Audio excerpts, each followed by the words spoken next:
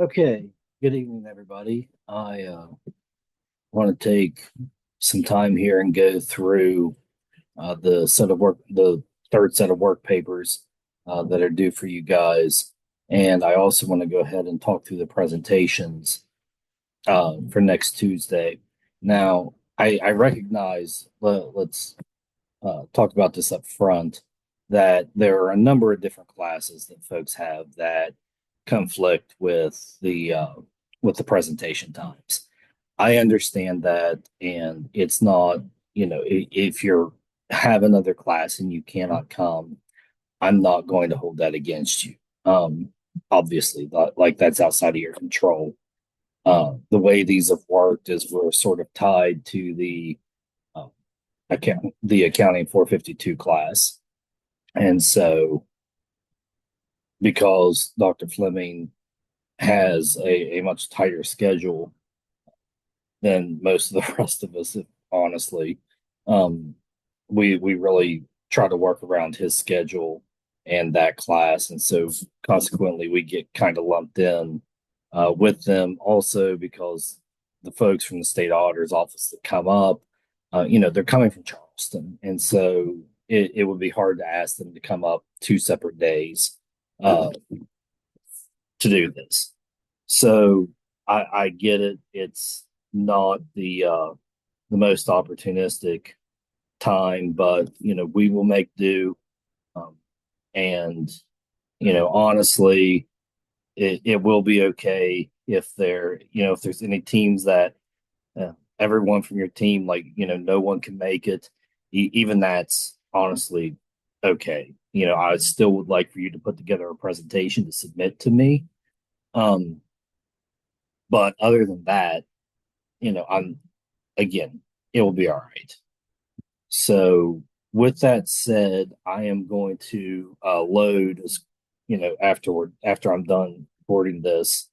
Um, I'm going to load I guess like a survey. I need to know who all is going to be able to come from which teams, so that I just know basically how many presentations we're going to need to do. And then I'm also going to add a it's an assignment upload that's worth 0 points, that you can add your final presentations to. And this worked out pretty well last semester that everybody loaded their presentations. I'm then able to like mass download everything that everybody puts in there. That's how I download your files to grade them. So I can mass download them all to one folder, and then we can actually run the presentations off of, I can just hook my computer up and we can run them off there. Otherwise, it gets super messy. Um, so we'll do that, and things will go well. We'll all do really well, and it'll be over before you know it. And honestly, the cleanup work after that is minimal. There's a sort of a standard form uh, that I have you fill out that has some of your findings in it, but it's real. There's only a handful of parts that you actually have to do anything with. Most of it is again standardized, written out. So really, once this is through, then this class is basically wrapped up. So let's go ahead uh, and start talking through the Workpaper 3 series. And then after that, we'll do the presentation. I'll go through a couple of presentations, and then you guys will be good to go with with all of these. So the first sets of work papers, 1 and 2, the purpose of work paper 1, that series, was to familiarize you with the data and to have you get some ideas around what are some things that might be just sort of off. Again, it's a familiarization piece. Part 2, Work Paper Series 2, is to get you to understand and learn about different kinds of frauds that exist within like these purchasing cards, they're just rampant. Um, Whenever, like I said, in the one thing, if you go to Google and search, P card fraud or purchasing card frauds, there's just hundreds of hits because it happens so frequently. Um, but it's basically to get you guys to sort of, you know, get into that mindset, think about what frauds there may be, and then brainstorm, okay, in our specific situation, here are some things that could happen. So that's work paper number two. Now, in work paper number three, what you're going to be doing is you're going to be designing some tests to look specifically for items that may be questionable. Okay. And so you can see it's called analytical tests for known frauds. So before we were just doing, preliminary analytics just on the overall data. But now what we're doing is we're sort of honing in and looking very specifically at items that uh, are doing tests that might actually indicate that something fraudulent may be happening. So as we look at this, there's a few things that I had actually that either I had put in here, like I think I put number one, and then a couple things I carried forward from some of the other, uh, that was on there previously. That just to give you some examples, and like in this example, ordering items which are never shipped, and then what kind of test did I come up with? Well, I had gone to I found this website called scamsellers .com, and it's basically it's a big listing of companies that are fictitious that people have seen and reported that they're trying to do business or whatever. So, I had written in here a suggestion, oh, I would go through and I would search all these names. Now, I'm not actually saying you guys should go and do that. This is just an example for you. Purchases of alcohol. Look for, there's a couple of MCC codes.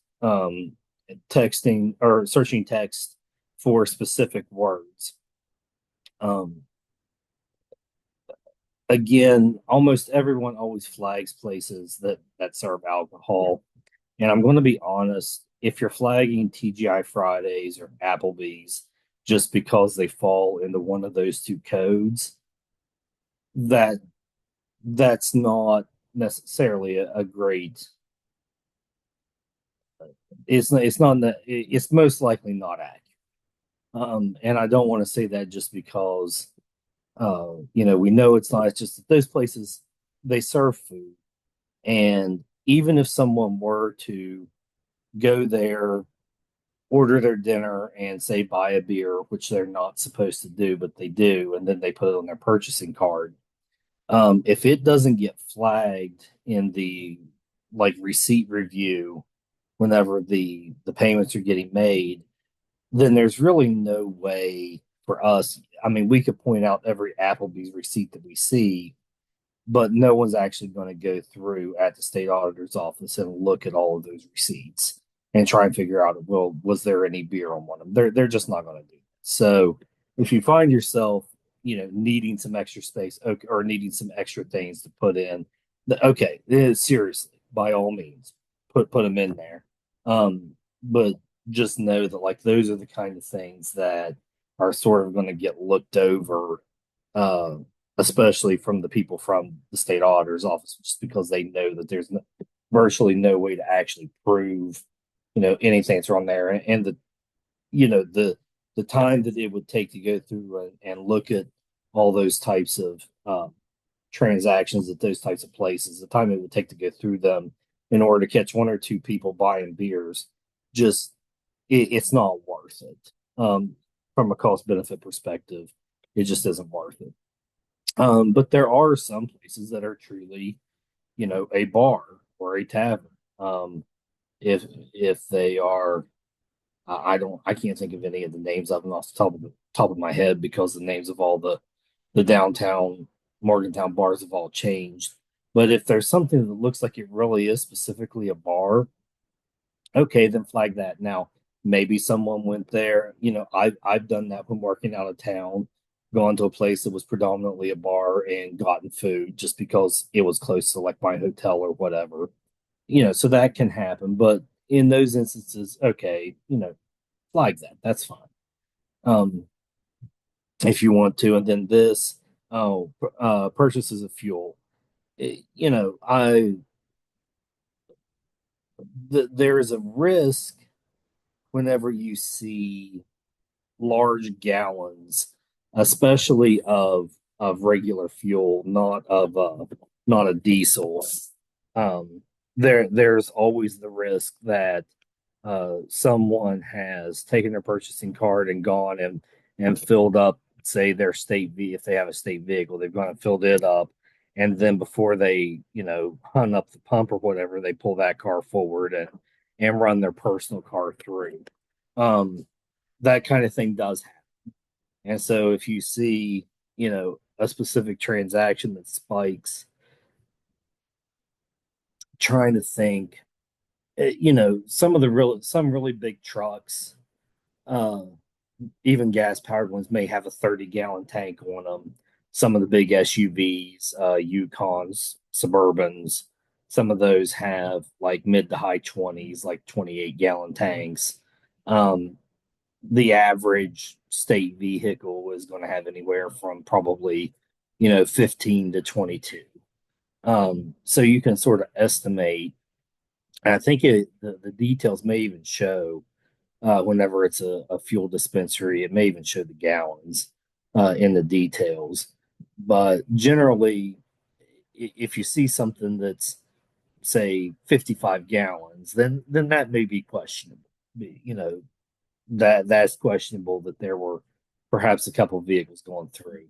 Now, something we saw a lot of last semester, and a few people flagged it, but in those instances, it's kind of obvious, is Board of Education spending for like 100 gallons of diesel fuel. Um, yes, the most of the school systems have central areas where they buy, or where they store diesel fuel and whatnot. But um, sometimes the bus drivers are out, say they're taking a long trip. They've got to drive 3 hours one way to take a sports team or something somewhere, and maybe they need gas or I need diesel while they're there, so they have to stop and fill it up. So there are some instances like that where we may have something, and especially whenever it comes to, like I said, Board of Educations and stuff, there's definitely some more leeway. So these three tests, you don't have to do any of them. They're just examples, then I'm going to show you some prior classes examples. Um, and then 3.2 is simply, after you're figuring out the test, you're sort of writing it down on 3.1, like this is what I want to do. Then you actually need to do it, whether you use Excel, Tableau, whatever. You need to actually do the test that you described, and then you come back here to 3.2, and you document, like, did you find anything? And then once again, what I want you to do is you'll add tabs to this, Workpaper 3-2.A, 3-2.B, whatever, where you link to, okay, this one I tested it this way, and here's the Workpaper 3-2.A. So I can come down here if I want to and click 3-2.A, and I can see, oh, here this is. So it's better whenever you see some examples. So let's go over to the first one. Now, I tried to go through and eliminate like initials and stuff like that. Just, these are from a couple semesters ago. These weren't my students that were doing these. But still, just for anonymity's sake.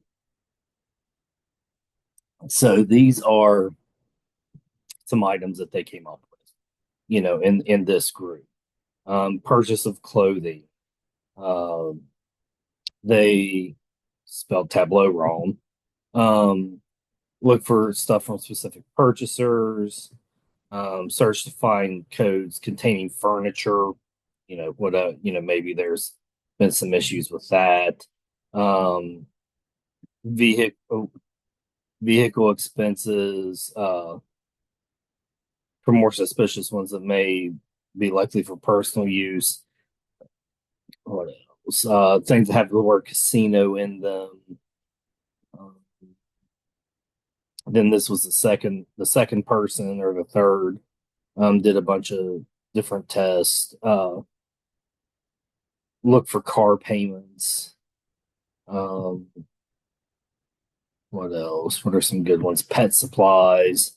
I guess the school could have a pet guinea pig or something, but generally pet supplies wouldn't be there.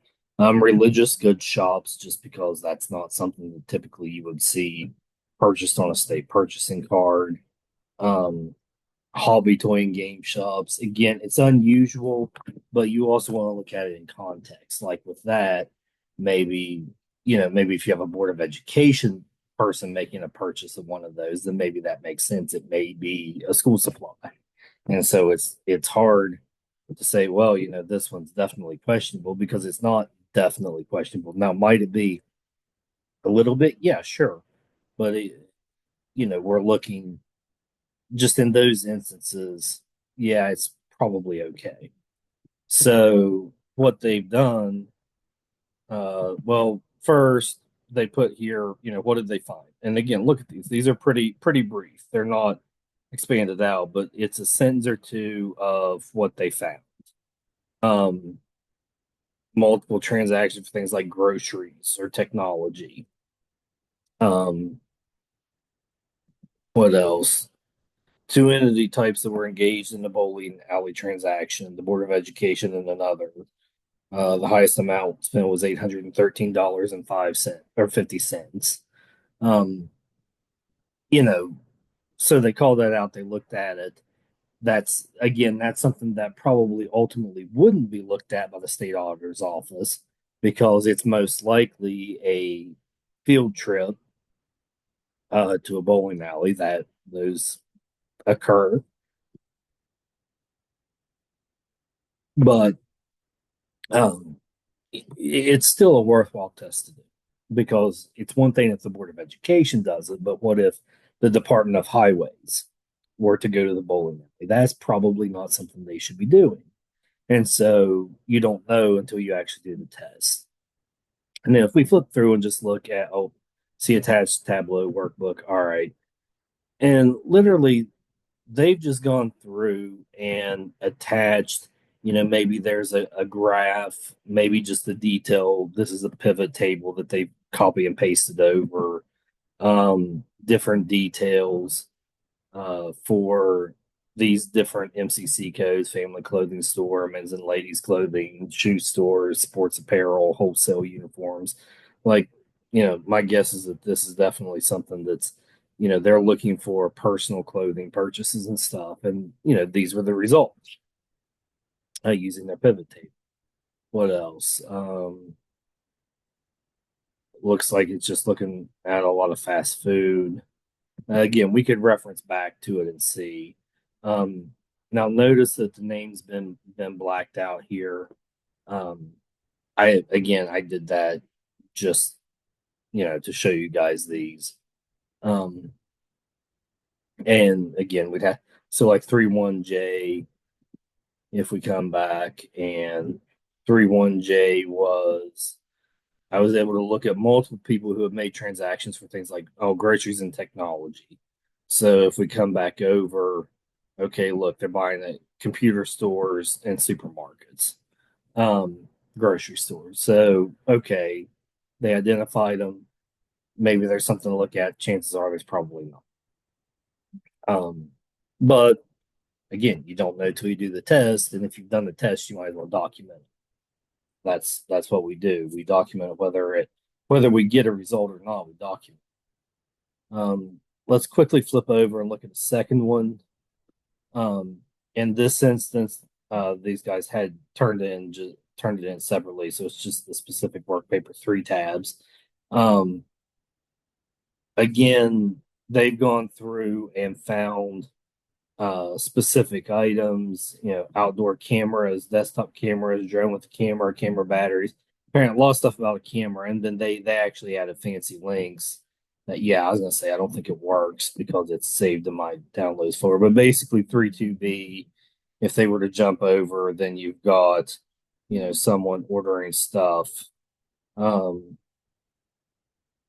from different camera and photographic shops.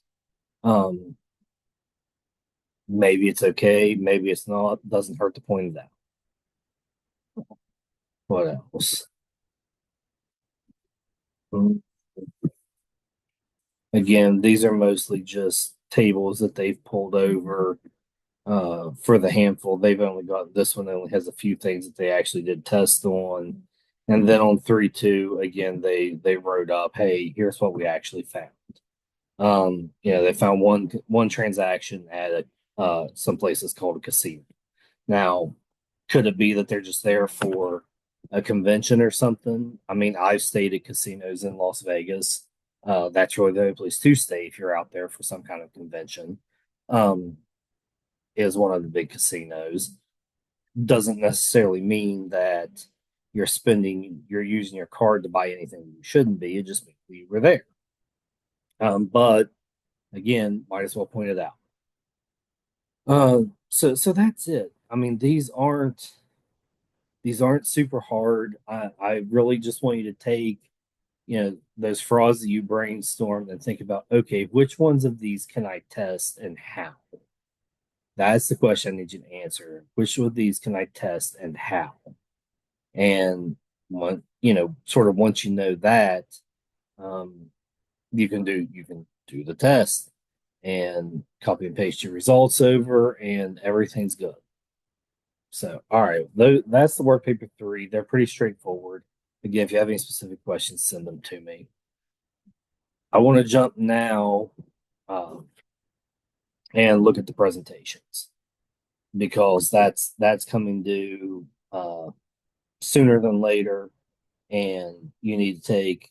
It doesn't you're going to see in the examples I'm going to give you, these aren't 50-page PowerPoint presentations where you're going to need um, a crazy amount of time or anything. These are pretty basic. So this example, uh, they've used one of the school backgrounds. Looks nice with the blue and gold. And then how many slides in total? We've got 14 slides, including a big thank you at the end and a card here. So maybe 12 actual slides. Agenda, overview, and findings. And then what these folks did is they actually typed into the comments basically what they wanted to say. Um, Here's their overview of their project. Someone to talk about it. Now, what kind of things did they find? They point out things at cigar stores, which are literally have nothing basically to sell other than tobacco items. So there's almost should never be a cigar store or any kind of tobacco store like um, that there should be spending. There just really shouldn't be because it's pretty much outlawed, or not. I guess outlawed is a strong word, but it's you're not supposed to do that with the P cards for basically any of the agencies. Um, so then what did they do? They've gone on. Oh, and here's where they showed some of the details for the cigar stores. Now, one thing you'll see here, and I'm going to blow this up just to, where's my zoom down here? This is something they told me last semester, and I didn't know.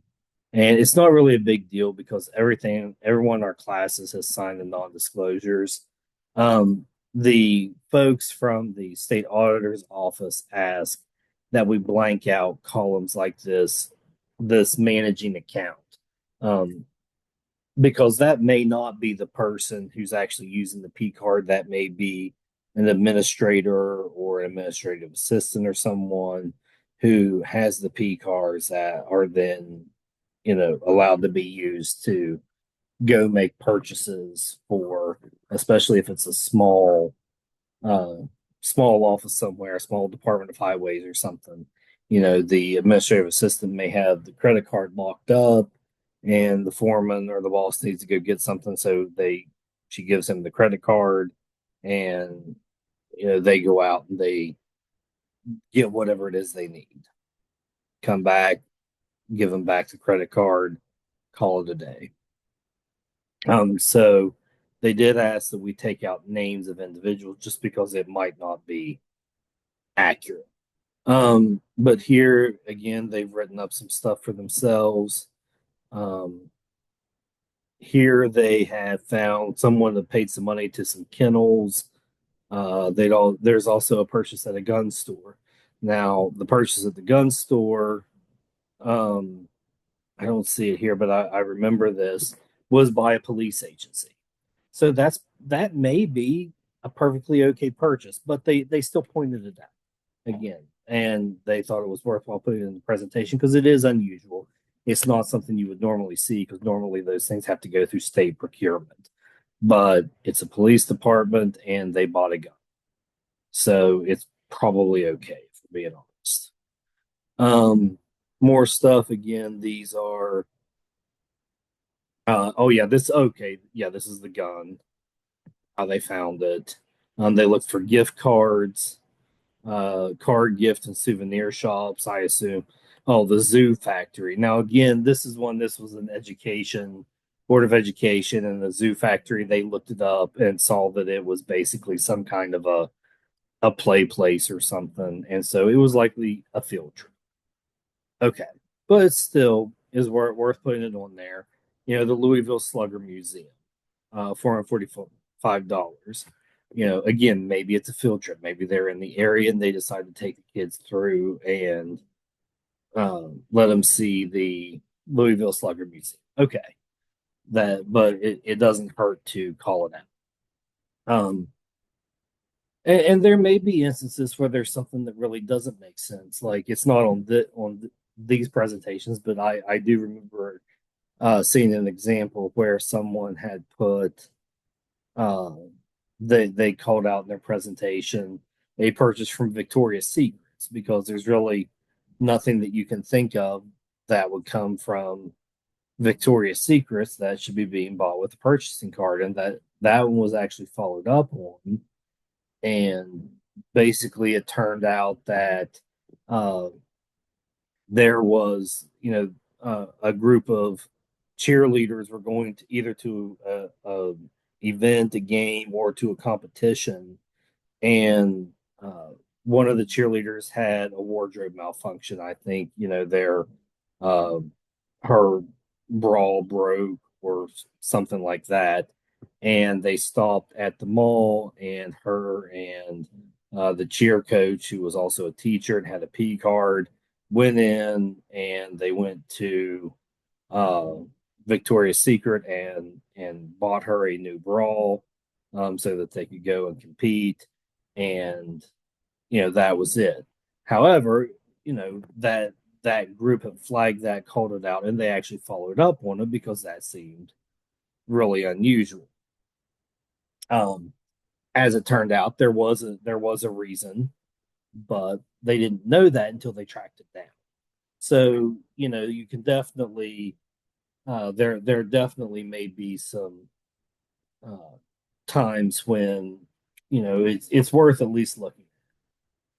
Okay, let's see where to go to from here.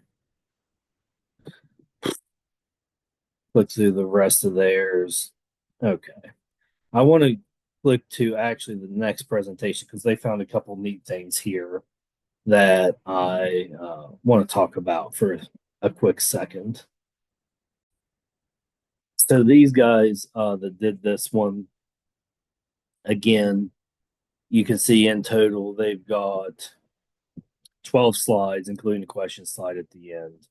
Um, but like, here's something that they actually found that they got followed up on. I don't know the results of the follow up, but I know that they were going to follow up on. So again, they start, here's what we're doing. This is our background information.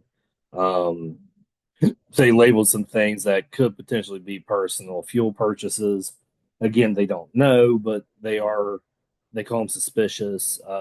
Say there's three standard deviations from the mean. Um, Once again, they use names in their presentation, which again, I didn't know. We really shouldn't. So if you could, just delete those columns out or just make it blank or make it, sample one, sample two, whatever, something like that. So they showed their analysis there. Then this one was interesting. And this is the reason I wanted to show you guys this one. They had done a test for duplicate transactions, and what they found were all these charges over the course of, I think it's 3 days, for the exact same amount to the exact same business in Pennsylvania for a chiropractor's office. And the thing is, they even went and looked on like Google Maps and saw that this chiropractor's office was at least an hour from the closest West Virginia border, which was one of the panhandle counties. Basically, I think if you look it up, you would have to go like through Maryland. It's up in Pennsylvania. You'd have to go down to the border, go through Maryland, and then into West Virginia to get to the closest border. So it really didn't make sense. It's not like someone was popping across the state line to see the chiropractor. They were traveling a decent distance. Now, there might have been a reason, but there also might not have been. So and again, like I said, I don't know what the final result was from that, but this was a very interesting finding that this group picked up on that nobody else did, that had the same months. The rest of their stuff, they did alcohol. They did. Oh, here's all the alcohol, and I think if you let me see if we can zoom this in a little bit. Okay, so definitely some beer places, but a bar and grill, a bar and grill, bar and grill, Buffalo Wild Wings, um, East of Chicago Pizza, Flatiron Tavern. Um, what else? All of these got flagged with the MCC code, that would indicate that there's alcohol sold there. But again, many of these also have eating establishments too. So you can still list them, you can still put them there. Um, it's good information, but chances are they're not going to get followed up. But hey, if you want to put it there, put it there. If you've done the test, you might as well use it. Here, once again, they use names. Probably shouldn't do that. Um, they talked a little bit about looking for equipment purchases and how they did that. Threw in some graphs where things were bought at electronic stores. Um, and then basically that was it. Conclusion takeaways. Are there any questions? So again, these presentations aren't meant to be these super all-inclusive 30-minute long, let's get into the nitty-gritty of everything. These are very high level, 8 to 15 slide uh, presentations. Honestly, we try to limit it.